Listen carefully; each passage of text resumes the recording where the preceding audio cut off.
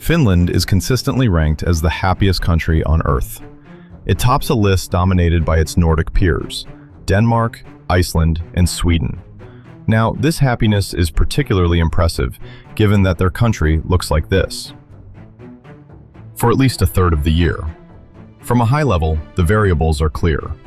Excellent human development, social stability, a deeply egalitarian society, and a culture that prioritizes work-life balance. Sounds like a dream, right? But the problem is that Finland is going through an economic rough patch right now that would be crippling to almost any other nation. Last month, its unemployment rate hit 10.6%, the highest in Europe.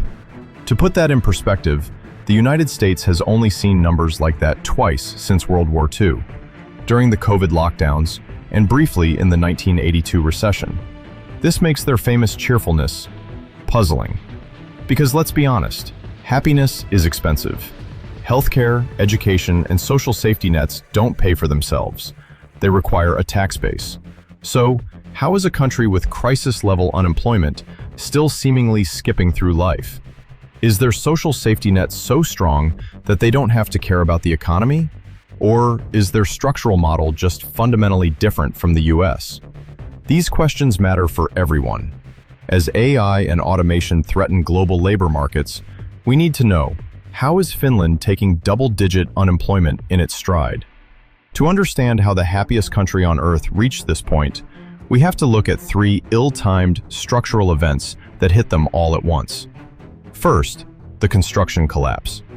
For years, low interest rates and rapid urbanization fueled a supercycle in Finnish construction.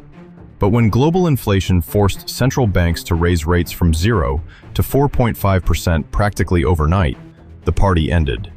Mortgage rates quadrupled, permits plummeted, and the industry that once fueled Finland's growth became its biggest anchor. Second, the border effect. For decades, Finland thrived on a delicate balancing act with Russia.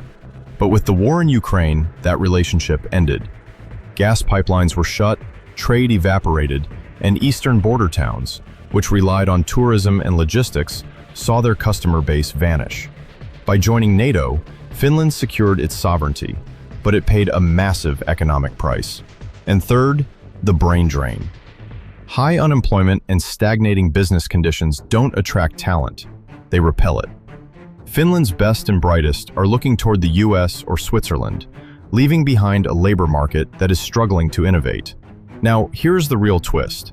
While unemployment is rising, total employment is also rising. How? It comes down to how we measure the labor force. In Finland, the workforce is expanding because more students, retirees, and a surge of new immigrants are actively looking for work. When people who weren't previously looking for jobs enter the market, they get counted as unemployed until they find a position. It is a paradox. The number of people working is higher than in 2019, but the pool of job seekers is growing even faster. So why don't the Finnish people seem phased? It's not that they don't care, they do, but they are cushioned by one of the strongest social safety nets in history. In the US, losing a job is a catastrophic event. In Finland, it's a difficult but manageable transition. They are bolstered by a cultural philosophy called sisu, a mix of stoicism and extreme perseverance in the face of hardship. They view this crisis not as a systemic collapse, but as a cyclical correction. They are waiting for the turnaround that they believe is inevitable. As the rest of the world braces for the AI-driven labor shifts that are just over the horizon, we should be watching Finland. Are they just lucky, or have they built a society truly resilient enough to weather the storm?